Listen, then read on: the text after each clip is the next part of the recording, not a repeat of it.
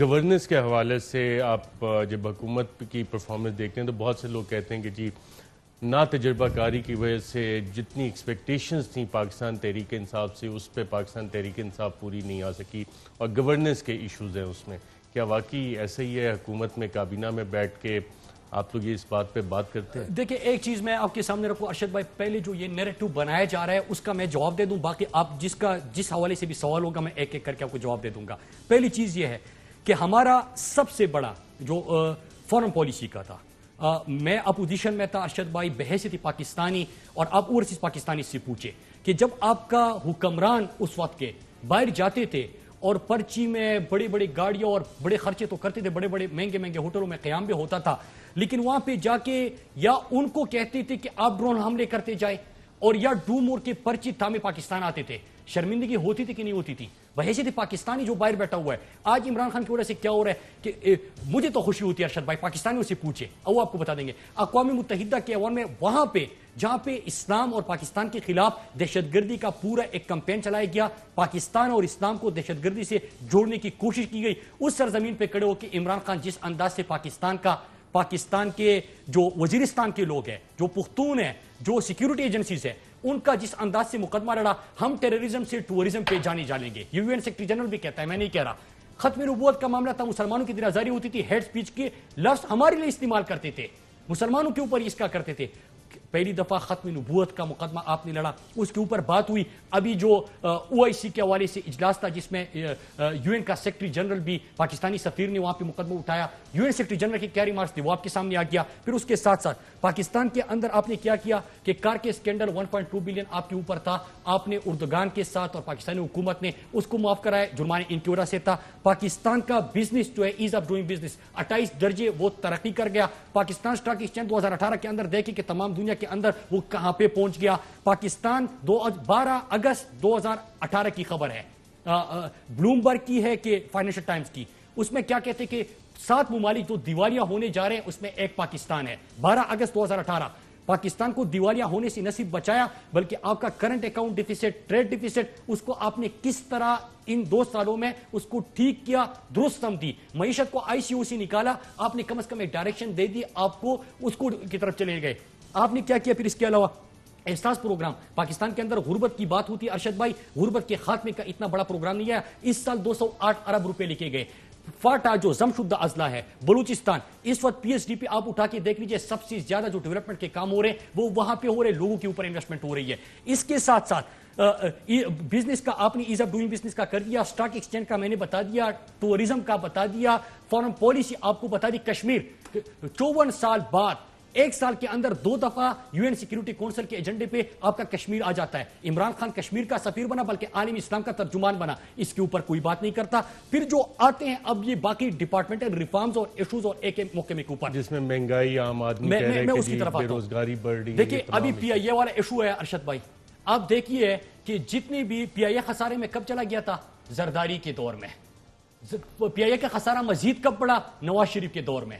Steel مل 2007-8 میں 9.2 billion کا منافع دیتی ہے، زرداری آ جاتا ہے خسارے میں چلا جاتا ہے، نواز شریف آ جاتا ہے، اس کو بند کر دیا جاتا ہے. اداروں کی حالت کیا دی کہ ان کا مفتاح اسماعیل کہتا ہے کہ جو پی آئی اے خریدے گا سٹیل مل ان کو مفت میں دیا جائے گا.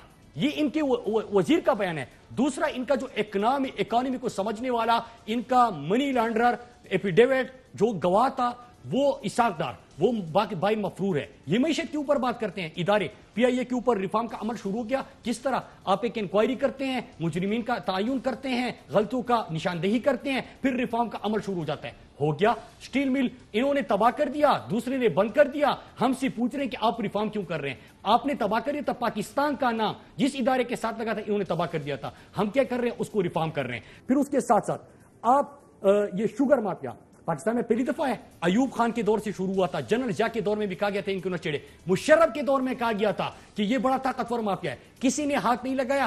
ہاں پاکستانی قوم کیا کرتی تھی؟ 140 تک چینی پہنچ گئی، خاموش رہو.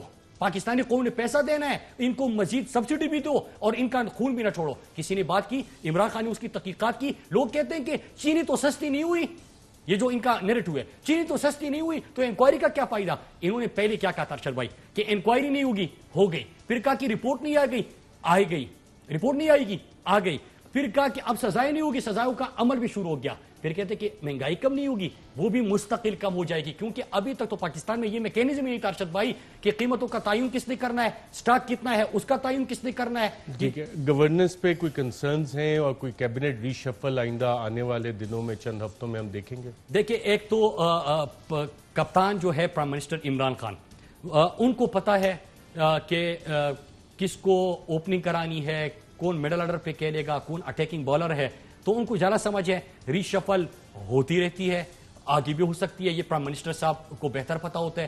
لیکن ایک چیز ہے کہ پرفارمنس کے اوپر, قوم کے پیسے کے حفاظت کے اوپر اور احتساب کے اوپر, اس کے اوپر زیرو ٹالرنس ہے, بالکل کمپرومائز نہیں ہے.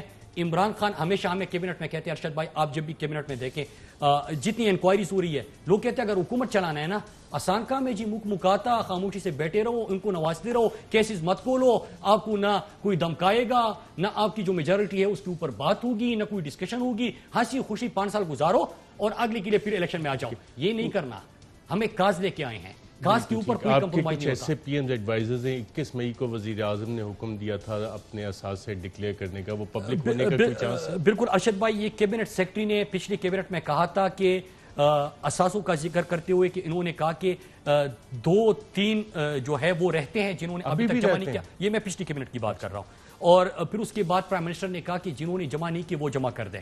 یہاں پہ یہ بات بتانا بھی واضح ہے, ضروری ہے کہ پاکستان کے اندر ایس اے پی ایمز وغیرہ کا کوئی اس طرح ان کے اوپر لازم نہیں تھا کہ انہوں جمع کرنا ہے. لیکن 2011 میں خان صاحب نے پی ٹی آئی کے کیے تھے. میں اس پہ آ رہا ہوں. لیکن یہ پی ٹی آئی کا جس طرح ہم احتساب کا نعرہ لگاتے ہیں, 2011 میں ہم حکومت میں بھی نہیں تھے. عمران خان نے اپنی سی ممبران کو کہا, اپنے تمام عہدیداران کو کہا کہ آپ اثاثے ڈکلیئر کر دیں. اسی نظریے کے اوپر قائم رہتے ہوئے عمران خان یہ کر رہے ہیں, اور یہ پہلے نہیں ہوا, تو ابھی ہو رہا ہے. اور اگلے کیبنٹ میں ان سے پھر پوچھا جائے گا جنہوں نے جمع نہیں کی ہوگی, جو جمع ہو چکے ہیں وہ پبلک ہونے چاہیے. اس سے آپ کو ایک اندازہ نہیں ہو رہا کہ باقی تو ہم کہتے ہیں کہ چلے مافیاز ہیں, بیوروکریسی بات نہیں سن رہی ہے, وزیر اعظم کے اپنے S A P M adviser 21 مئی کو وزیر اعظم حکم دیتے ہیں, اور پچھلی کابینہ میں 2 دن دیکھیں انہوں نے جمع کر دی ہیں, لیکن 2-3 لوگ جنہوں نے جمع نہیں کیا, they are defying the prime minister. Prime minister صاحب کے ڈائریکشن چلے گئے. اور آپ کو پتا ہوگا کہ ہر سال جب ہم اثاثے جمع کرتے ہیں تو ہمیں مہینے کا پتا ہوتا ہے کہ جولائی میں پھر اس کے بعد جو اس کی پروسیس شروع ہو جاتا ہے. لیکن یہ ہے, اور انہوں نے جمع کرنے, حالانکہ یہ قانون نہیں, لیکن ہمارا جو کور آبجیکٹو ہے اس کے مطابق ہم یہ کرنے جا رہے ہیں. ارشد بھائی, پرائم منسٹر صاحب ایک چیز کے اوپر جو ہے یہ غربت کے خاتمے کے پروگرام دے کے, اداروں کی ریفارمز کے دے کے, فارم پالیسی دے کے, اکانومی کو آئی سی او سے اٹھانے والا دے کے, کس طرح تباہ شدہ اداروں کو اپنے پاؤں پہ کھڑے ہونے کا ویژن دے کے, ان تمام چیزوں کے اوپر ہم کام کر رہے ہیں. جو لیکن شور اتنا ہے کہ جنہوں نے تباہ کیے, میں آپ کے پروگرام میں آج قوم سے یہ بات کرنا چاہتا ہوں کہ ان کی اکانومی اتنی ٹھیک تھی کہ وزیر خزانہ ان کا مفرور ہے. ان کا دوسری دفعہ جو مشیر خزانہ ہے وہ اتنا مضبوط کہ کہہ رہے ہیں کہ ایک ادارہ جو خریدے گا دوسرا مفت میں لے لیں. آج یہ ہمارے سامنے بات کرتے ہیں, ان اداروں کو عمران خان ٹھیک کر رہا ہے, انکوائریز کر رہا ہے, رپورٹس آ رہے ہیں اس کے, اور اس کا آپ کو رزلٹ بھی آ رہے ہیں. یہ جو بلوچستان کی ترقی کا سفر شروع ہو گیا, زمشد اضلاع کا ہو گیا, آپ دیکھیں پاکستان میں ڈیم بننے جا رہے ہیں, اس کے اوپر ہائیڈل جو انرجی ہے, ہائیڈرو پاور پروجیکٹس, وہ آپ نے پچھلے سال کے دیکھیں کتنے میگا واٹ. پہ تفصیل سے آپ کے ساتھ بات کریں گے. وفاقی وزیر برائے اطلاعات اور پوسٹل سروسز